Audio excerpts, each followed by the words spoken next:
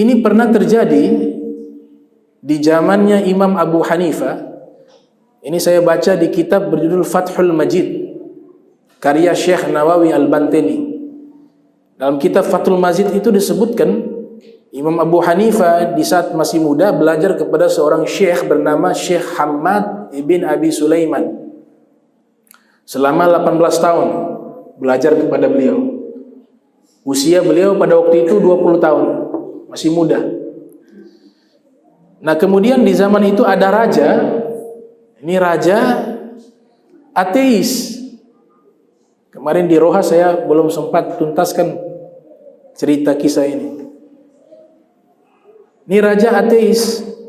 Semua ulama diajak ke istana, dia berdebat dengan 3 pertanyaan, semua ulama kalah, nggak bisa jawab.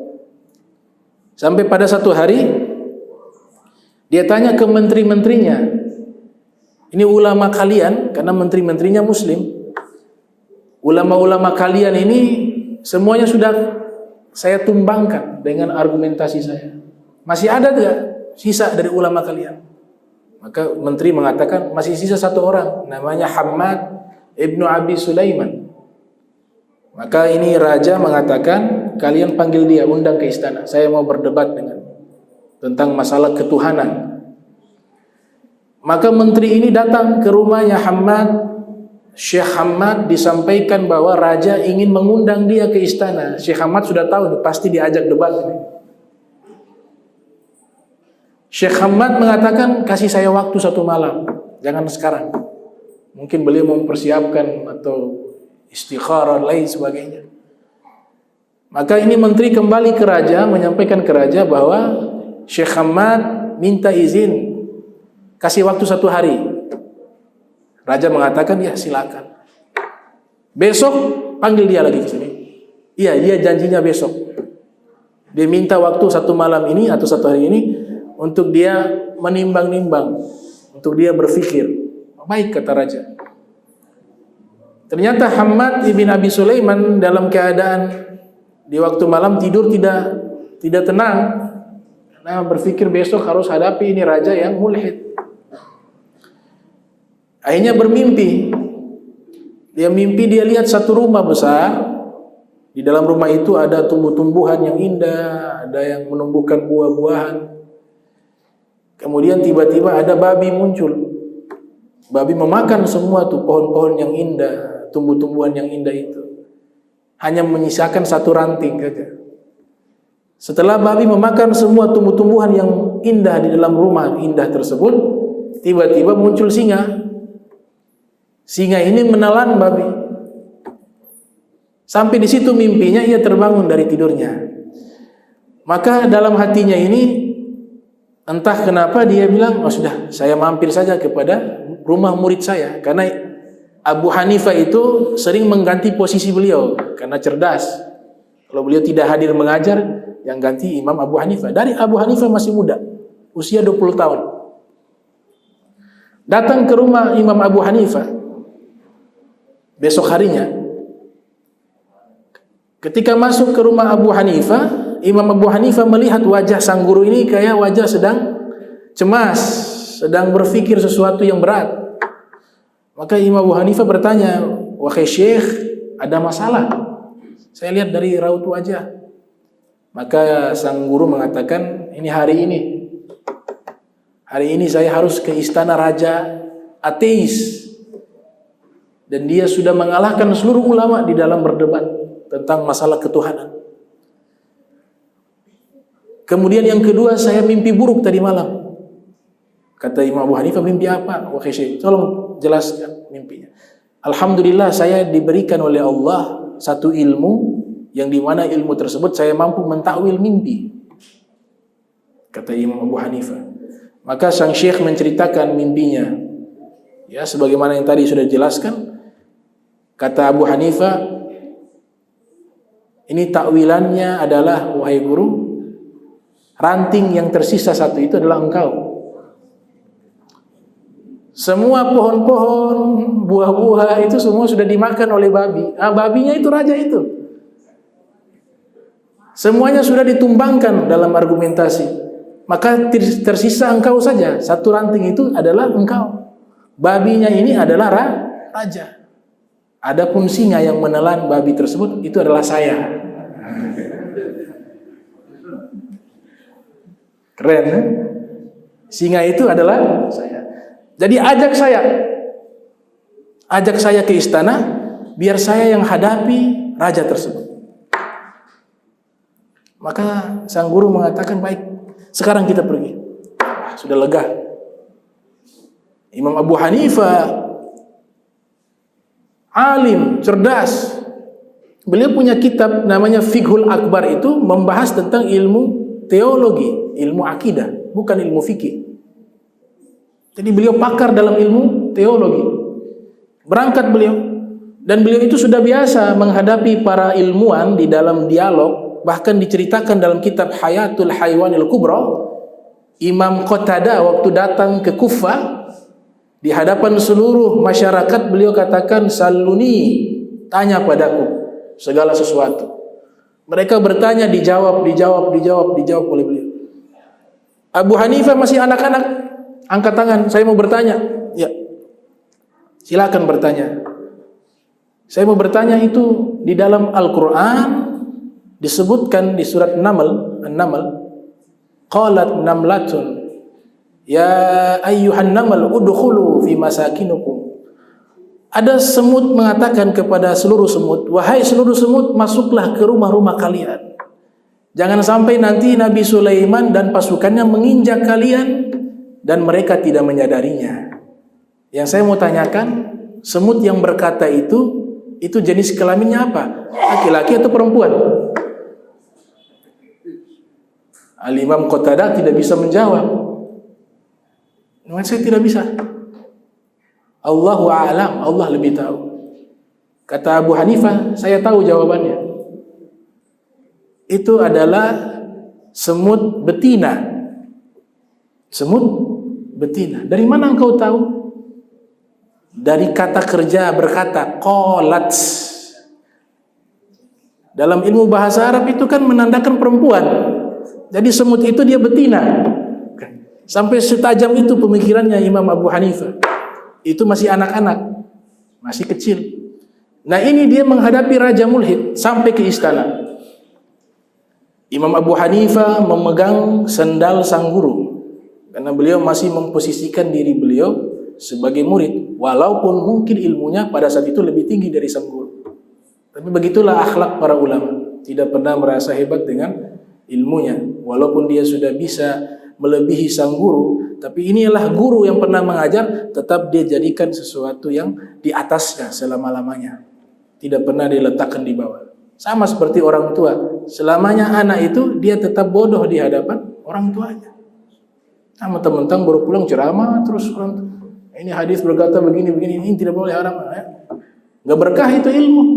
Abu Hanifah, ibunya tidak pernah terima jawabannya, penjelasannya. Tidak pernah ibunya bertanya kepada Abu Hanifah tentang satu masalah agama. Kalau Abu Hanifah jelaskan, salah itu, salah. Tanya ke ulama fulan, padahal ulama fulan itu muridnya Abu Hanifah. Hanya datang ke rumah sang murid kaget ada Abu Hanifah. Abu Hanifah sudah diam, pura-pura tidak tahu. Kata ibunya Abu Hanifah, saya mau bertanya masalah agama. Dia tidak tahu di rumahnya ini gurunya. Oh silakan, kata ulama tersebut. Menatap Abu Hanifah izinkan. Ajib, jawab. Kemudian sang ibu bertanya, ini pertanyaan seperti ini.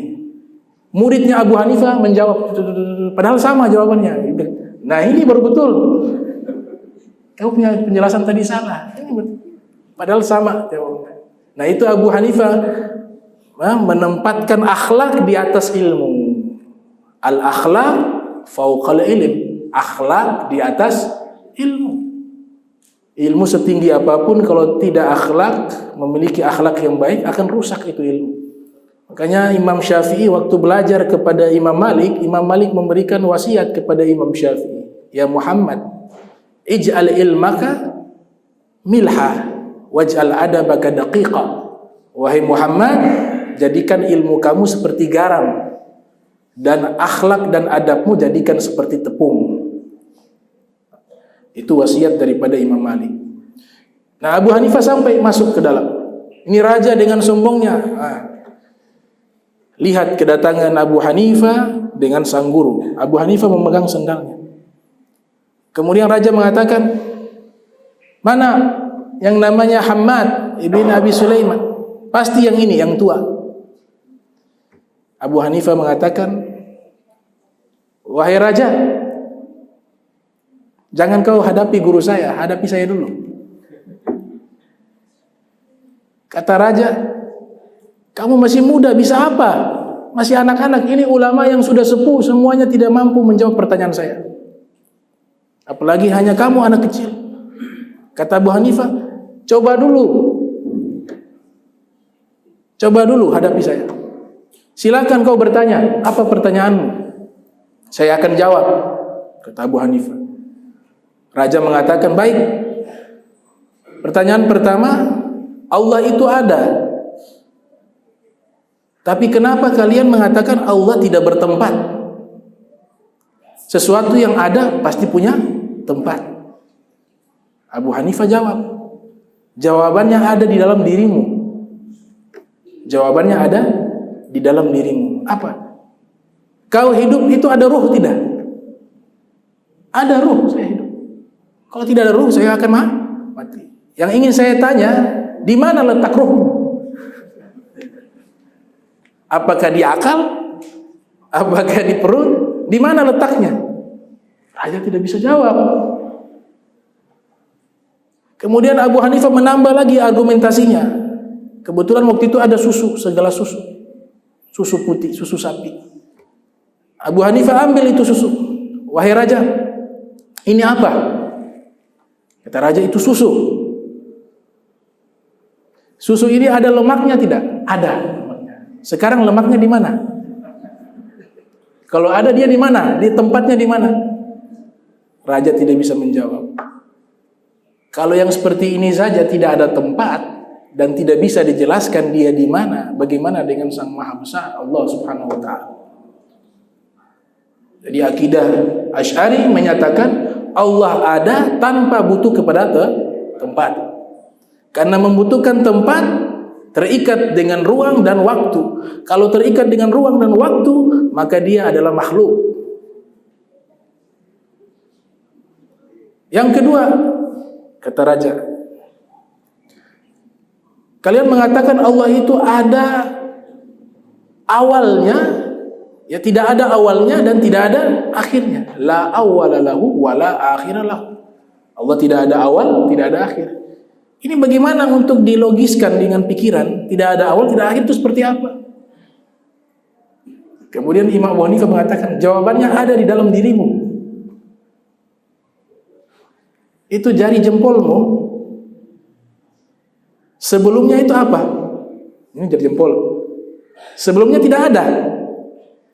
Kemudian jari kelingking, setelahnya ada apa? Tidak ada. Kalau jempol dengan kelingking itu sebelumnya dan sesudahnya tidak ada, maka Allah juga demikian, la awwala lahu wa la akhira lahu. Yang ketiga, silakan kau bertanya yang ketiga. Sekarang Allah sedang lakukan apa? Sekarang Allah sedang lakukan apa?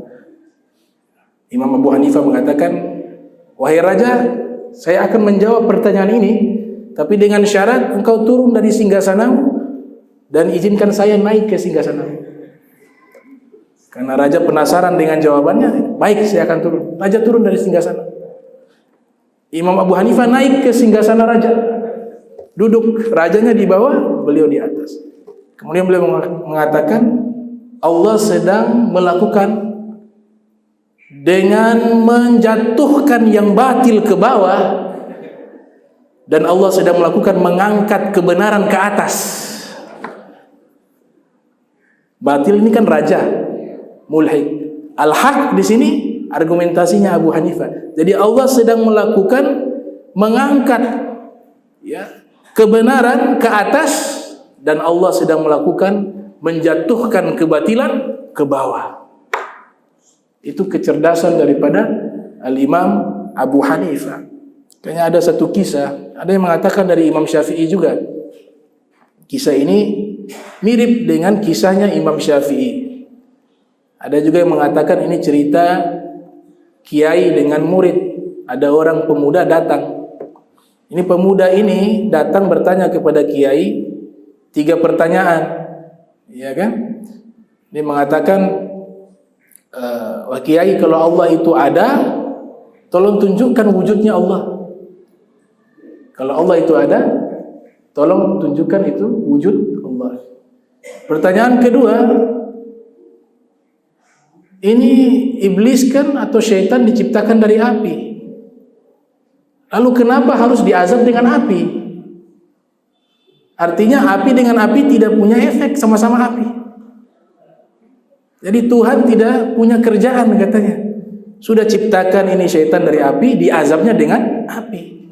Api dengan api tidak ada efek. Kiai sudah tahan napas, ini kurang ajar juga pertanyaan. Yang ketiga, apa itu takdir? Nah, kata kiai, sudah selesai pertanyaannya, sudah. Sini mendekat. Nah, ini pemuda ini mendekati kiai, ditampar dengan sangat keras. Tas. Kiai, kenapa saya ditampar? Itu jawaban dari 3 pertanyaan. Itu jawaban dari 3 pertanyaan. Maksudnya apa kiai? Saya mau tanya, rasa apa itu dapat tampar? Sakit kiai. Sekarang saya mau minta, coba bentuk sakit pakai bagaimana? Sakit itu bentuknya bagaimana? Tidak bisa diwujudkan. Demikian Allah, kita bisa rasakan, tapi selama kita di dunia, kita tidak bisa lihat wujudnya. Yang kedua, itu kulit dengan kulit, kau rasa sakit tidak? Ini saya tampar tangan, kulit, kena pipimu kulit. Sakit tidak? Sakit. Nah sama juga, api dengan api juga akan merasa sakit. Yang ketiga, kau bertanya apa tentang takdir? Kamu pernah berpikir tidak hari ini ditampar? Enggak. Nah itu takdirmu. Itu takdirmu.